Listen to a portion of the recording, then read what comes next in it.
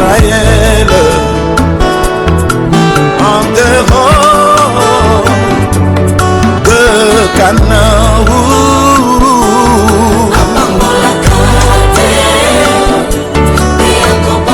Fidèles de la chaîne YouTube Azetou Télévision, bienvenue. C'est votre émission Sur Terrain. Une émission qui est en train de vous mettre au parfum de réalités que nous rencontrons dans nos quartiers. À la suite des décisions qui ont été prises par le président de la République, je cite, fermer les écoles, les universités et même les églises. Donc interdire tout rassemblement au-delà de 20 personnes. Et déjà c'est à 3 semaines. Cela c'est à la suite de la maladie à coronavirus. Ainsi, les lieux de culte sont fermés. On n'a plus accès à cela. Alors, quelle est la position des croyants, des fidèles? Comment ils se prennent? Les pasteurs, comment vivent-ils? Beaucoup de questions nous traversent l'esprit. Ainsi, avec vous, nous allons devoir interviewer certains pasteurs, certains fidèles et avec eux, nous trouverons des réponses adéquates. Sinon, restez branchés et suivez-nous. Nous sommes là, déjà sur terrain.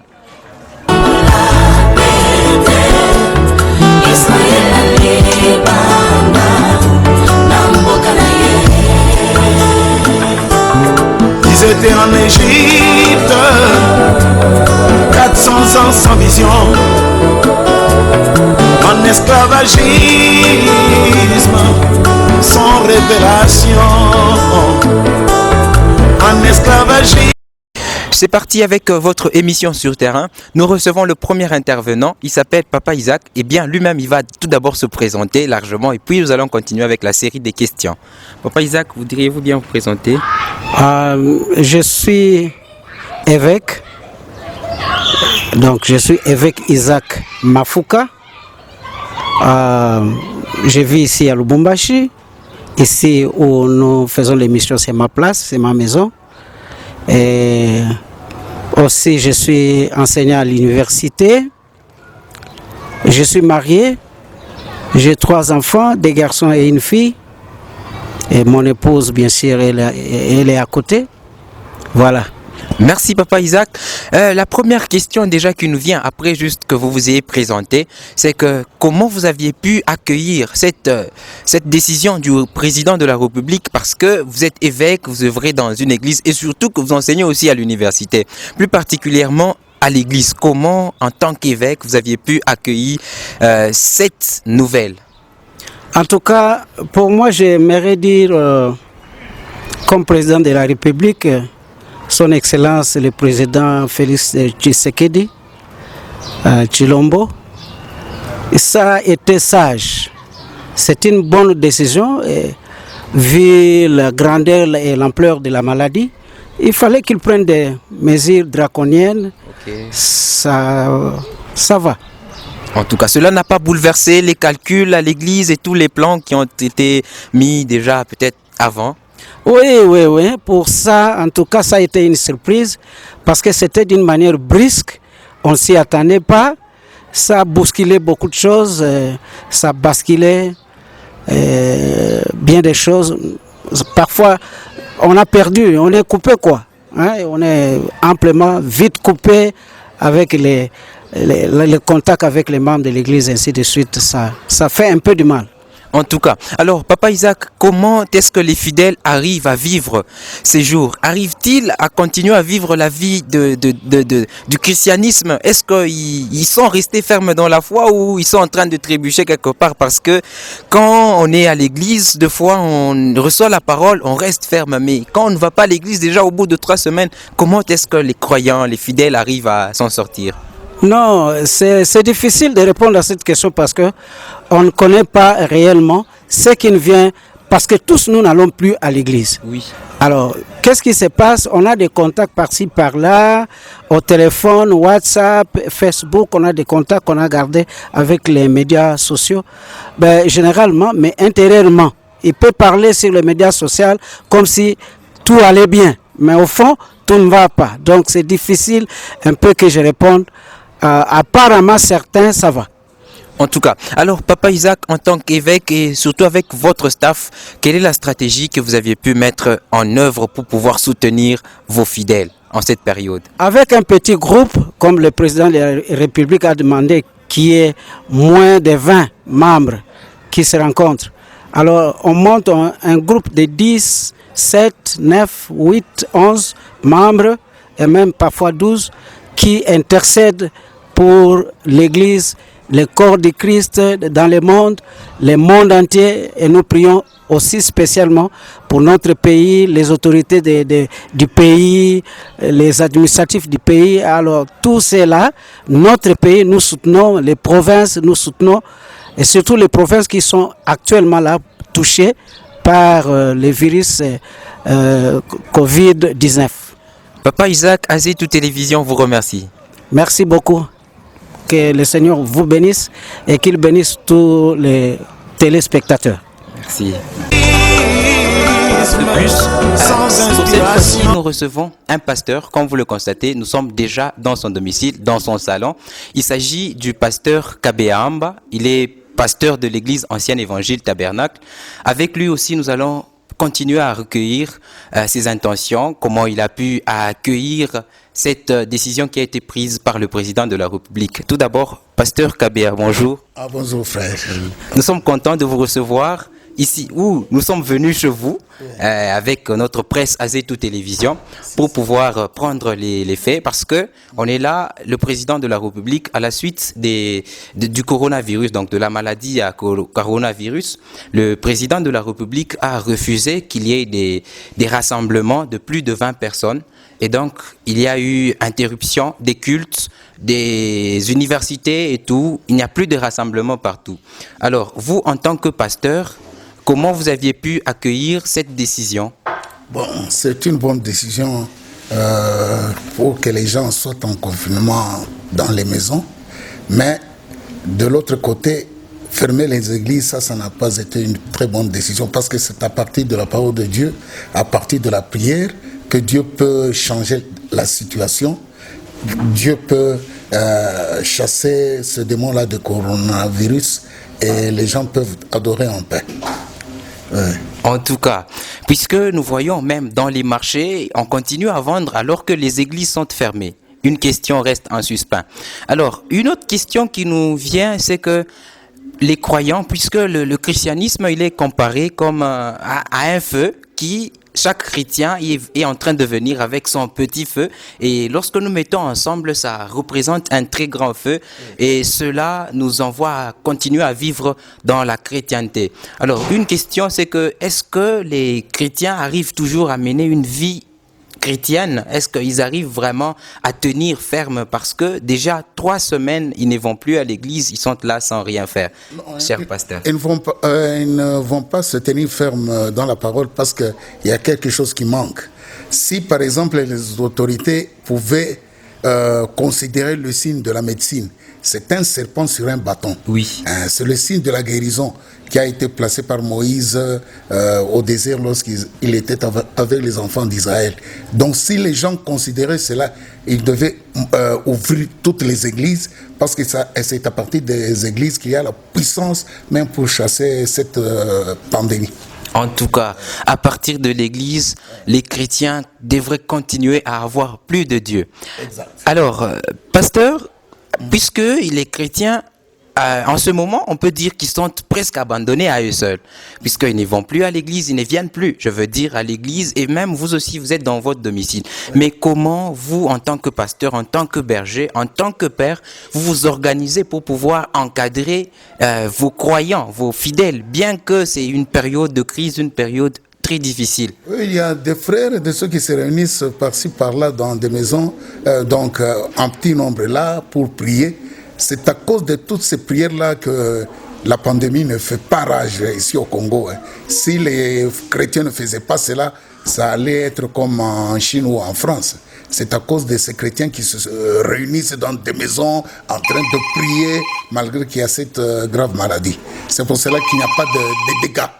En tout cas, la prière est en train, en tout cas, d'éradiquer cette pandémie. Vous allez le constater. Le pasteur Kabeamba venait de l'affirmer. Il dit qu'ici en RDC, les gens sont toujours en train de prier. Ils se disent cette maladie ne va pas nous attaquer avec rage. Alors, pasteur, une autre question nous vient, puisque partout nous le voyons, même par l'entremise des médias et tout, nous voyons sur les sites de certaines églises, ils mettent des messages disant que leurs comptes Airtel Money, M-Pesa et autres sont ouverts. Ils reçoivent, ils continuent à recevoir les dîmes, les offrandes. Alors, je ne sais pas votre appréhension par rapport à ce point. Oui, parce que ça, c'est la parole de Dieu. Quelqu'un qui travaille doit payer la dîme, doit payer les offrandes. Même s'il y a des gens qui sont en confinement, mais cela n'empêche pas aux gens de vivre la parole de Dieu. C'est pour cela qu'il est nécessaire de payer les dîmes, de payer les offrandes, même si les églises sont fermées, mais il faut vivre la parole. Ce n'est pas parce que les églises sont fermées que vous allez commettre adultère, que vous allez voler, que vous allez faire des choses contraires à la parole. Mais vous continuerez à vivre la parole. Or que payer la dîme et les offrandes aussi, c'est une partie de la parole et les gens sont obligés de le faire. En tout cas, nous avons un éclaircissement face à ce problème qui a fait grabuge sur les réseaux sociaux. Et donc, nous étions là, il y avait des discussions. Le pasteur venait d'éclairer ce sujet. Alors, révérend pasteur, sinon, un mot d'encouragement pour toute l'Église ancienne évangile tabernacle, mais aussi pour tous les chrétiens du monde. Un mot d'encouragement pour clore notre interview. Oui, je demanderai à tous les chrétiens de prier parce que la parole de Dieu dit, si le peuple sur lequel mon nom est invoqué prie, Dieu va exaucer la prière et vous verrez que la maladie, la pandémie va fuir d'elle-même. J'encouragerai les chrétiens à tenir ferme, surtout pendant cette épreuve, à demeurer ferme dans la parole de Dieu et vous verrez que du côté de Dieu, c'est là où se trouve la victoire. Vous l'aurez constaté, ça c'est les propos, ce sont les propos du pasteur Kabea Amba sur la maladie à coronavirus. Et déjà, nous chutons avec ce numéro. Ça a été un plaisir de vous recevoir, pasteur. Ok, que Dieu vous bénisse aussi. Amen, que le Seigneur vous bénisse et que le Seigneur également vous bénisse tous. Et nous continuons avec notre émission sur terrain. Merci. Okay, merci frère. Pour cette fois, nous allons recevoir un papa. Il est croyant dans l'église ancien évangile tabernacle du pasteur que nous venions de recevoir, c'est-à-dire le pasteur Kabea Amba. Alors, déjà, nous allons inviter le papa. Il s'appelle Papa Isaac Kazadi ou Kazadi. On peut prendre place, papa. Bonjour, Papa Kazadi. Bonjour, monsieur. Ok. Nous sommes contents de vous recevoir. Et nous allons devoir parler sur la décision qui a été prise par le président de la République en ce qui concerne les rassemblements. Les lieux de culte aujourd'hui sont fermés.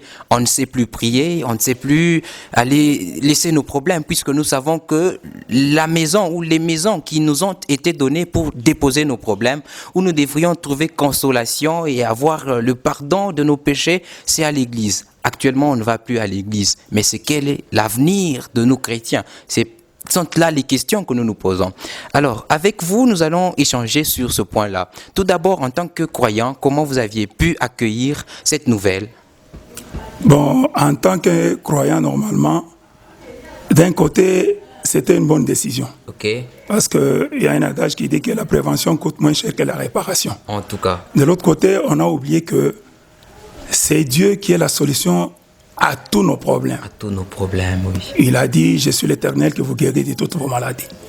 Et si nous allons plus loin pour voir dans Psaume 91, oui, vous verrez à partir du premier verset jusqu'au 7e, il est dit là-bas que l'Éternel est notre refuge. Notre refuge. 1000 peuvent tomber à votre gauche et 10 000 à droite, mais vous resterez toujours debout.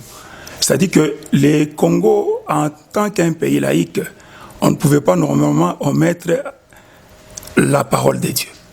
Pour fermer les églises, ça c'est donner normalement une voie à Satan à travers cette maladie pour ravager ceux qui ne sont pas des chrétiens. Mais nous savons que nous avons une tour forte qui est notre Seigneur Jésus-Christ. Vous verrez que même les enfants d'Israël, quand ils étaient en Égypte, il y a des fléaux qui sont tombés. Mais les fléaux n'étaient pas tombés à Goshen. En tout cas. C'est-à-dire, aujourd'hui, Goshen, c'est la parole de Dieu. La parole. Si nous pouvions nous réfugier dans la parole de Dieu, je crois qu'on pouvait éradiquer cette pandémie qui est le coronavirus. C'est un démon. C'est un petit démon. Devant Dieu, ça ne dit absolument rien. Vraiment. C'est ça. Vous verrez, avec Papa Isaac, il dit que d'une part, ça a été une bonne décision et d'autre part, il ne fallait pas prendre cette décision puisque le seul refuge, le seul lieu qui devrait nous donner solution, c'est en tout cas la parole de Dieu. C'est là que nous devrions nous couvrir. Alors, Papa Isaac, nous remarquons que avec certains chrétiens ou certains croyants, ils relâchent un peu. C'est pour eux le temps maintenant d'être dans les divers. Ils ne savent plus prier, même rester un peu, méditer sur la parole de Dieu, ce n'est plus le cas. Alors, c'est quoi votre appréhension? Quel est le conseil que vous pouvez donner à ce type de chrétiens? Bon, je pourrais leur dire ceci. Ils doivent rester toujours fermes dans la parole de Dieu. Oui.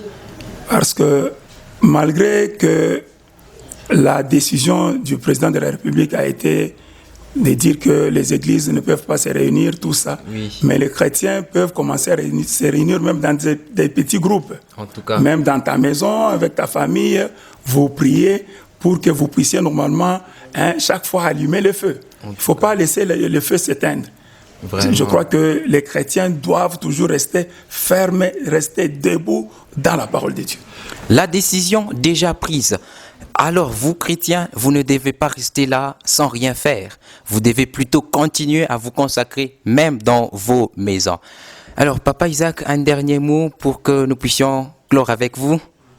Bon, je dirais ceci, premièrement d'abord aux autorités de notre pays. Oui. La décision, elle a été bonne d'un côté pour prévoir, mais il ne fallait pas normalement fermer les églises, parce que vous verrez que même les gens que nous pourrions appeler des athées, aujourd'hui connaissent que Dieu est là. Vraiment. Même le président, tout le monde commence à prier. C'est-à-dire qu'ils savent qu'il y a un seul refuge, c'est le Seigneur Jésus-Christ. Le Seigneur. Alors, j'aimerais qu'on puisse revoir cette décision, qu'on puisse laisser les églises libres, qu'on puisse prier pour éradiquer cette pandémie. Les chrétiens doivent rester fermes. Ça a été Papa Isaac. Papa Isaac, Azetou Télévision vous remercie. Je vous remercie aussi. Merci bien. C'est parce que Dieu ne bénira jamais Israël. Notre émission sur Terre. Pour cette fois, nous allons aussi recueillir les idées d'une sœur. Elle s'appelle Sœur Grace. Alors, pour, n'est-ce pas, élargir le champ, on va aussi parler en Swahili pour que toute la population nous entende. Sœur Joséphine, jambo. Jambo sana. Alors, tout quoi pas tout qu'on a recueillir ma avis à Bantu par rapport à les décisions président Arisema mamisa ishikuyeko masomo ishikuyeko tena moi en tant que mwaminifu mumisa. Alors on a pas taillé les nouvelles J. Bon, ça tu pas les nouvelles et tu famille mubaya. En tout cas. Kona bon, il te fait mbaya, il te fait mzuri. Vraiment. Il te fait mbaya kona mamisa aingie tena bantu baende kukanisa itafanya batu ba mingi bale babayu Mungu batakuwa un peu rétrogradé. Vraiment. Tena iko mzuri je bantu savait prophète alileta masini ya mingi. Make ba élu ba épouse ya Christ déjà shona que non hakuna tena temps. Kuku masini ile prophète alisema unaweza kusema ko kidogo pa ile et puis tunaendelea.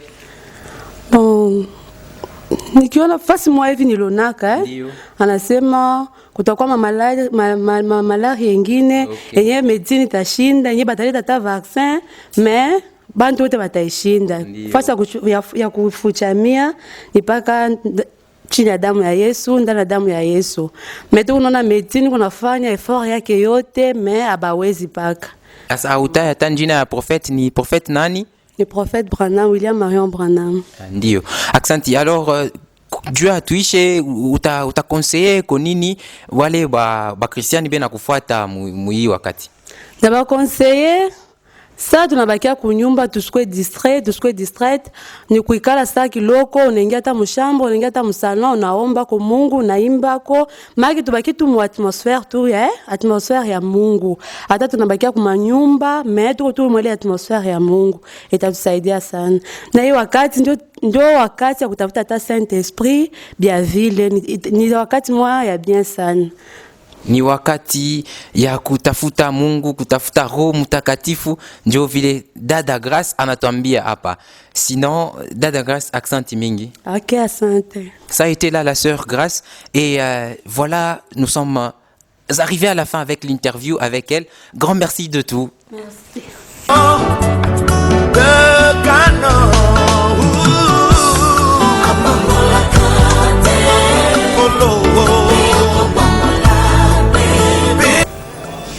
Bien commencé, amen, bien terminé. Voilà la fin de votre émission Sur Terrain. Vous aviez eu à recueillir, à voir les pensées des pasteurs, des croyants, des frères, des sœurs sur ce qui est de la décision qui a été prise par le président de la République.